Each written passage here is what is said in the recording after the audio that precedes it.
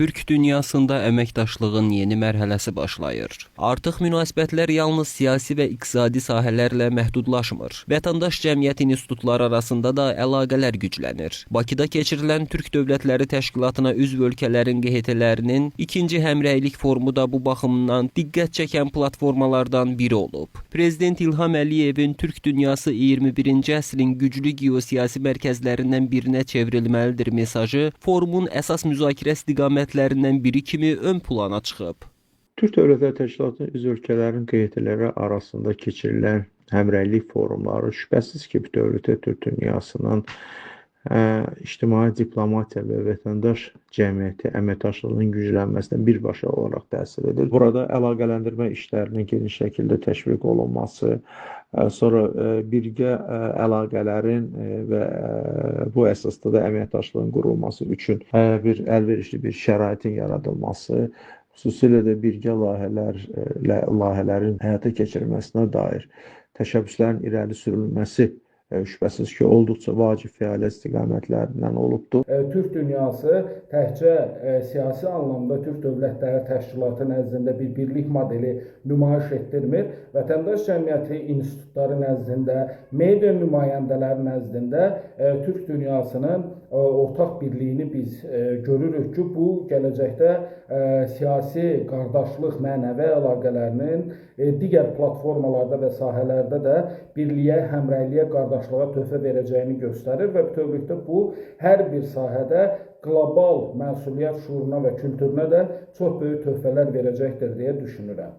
Forumda Azərbaycan, Türkiyə, Qazaxıstan, Özbəkistan, Qırğızıstan, Türkmənistan, Şimali Kipr Türk Cümhuriyyəti və Macarıstandan gələn QHT nümayəndələri iştirak edib. Görüşlərdə ortaq tarixi və mədəni irsin qorunması, ekologiya, iqlim dəyişiklikləri və beynəlxalq platformalarda birgə fəaliyyət məsələləri müzakirə olunub. Tədbirdə ötən il Bakıda yaradılan Türk Dövlətləri Təşkilatına üzv ölkələrin QHT platformasının fəaliyyəti də xüsusi diqqət mərkəzində olub. Platformanın qərargahının Bakıda yerləşməsi və ilk rəhbərliyinin Azərbaycana həvalə edilməsi ölkənin Türk dünyasında artan rolunun göstəricisi kimi qiymətləndirilib. Eyni zamanda forum çərçivəsində ilk dəfə Azərbaycan, Qırğızıstan, Azərbaycan, Türkmənistan və Azərbaycan Şimali Kipr QHT-lərinin əməkdaşlıq görüşləri keçirilib. Tərəflər gələcəkdə ortaq layihələrin həyata keçirilməsi və beynəlxalq təşəbbüslərdə birgə iştirakın vacibliyini vurğulayıblar. Nəticə etibarilə biz görürük ki, bax bu iki həmrəylik forumu arası müəyyən olunmuş məqsədlərə, xüsusilə də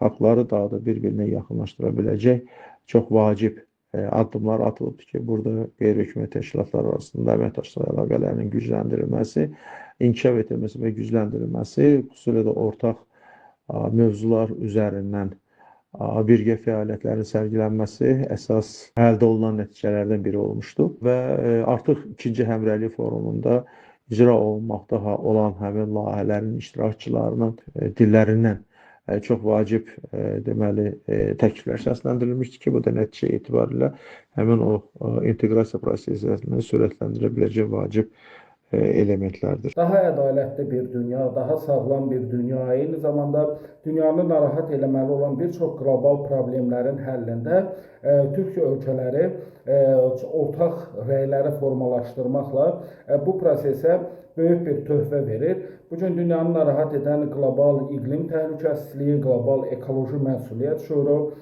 qlobal şəhər salma düşüncəsinin beynəlxalq standartlara cavab verib yenidən təmərküzləşməsi və eyni zamanda bütövlükdə insanlığı narahat edən məsələlərlə bağlı Türk Dövlətləri Təşkilatının vətəndaş cəmiyyəti institutları da mənsub olduqları ölkələrin dövlət başçılarının ortaya qoyduğu vizyonu növbəti dəfə nümayiş etdirir. Forum zamanı Bakının ev sahibliyi edəcəyi WUF 13 tədbirinin Türk dünyası üçün xüsusi əhəmiyyət daşıdığı da bildirilib. Qeyd olunub ki, bu beynəlxalq platforma Türk dövlətlərinin qlobal nüfuzunun daha da güclənməsinə töhfə verəcək.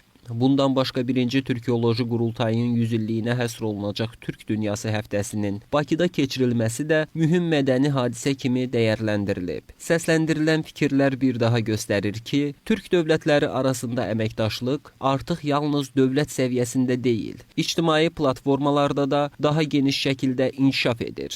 Fərid Yusifov, APA TV.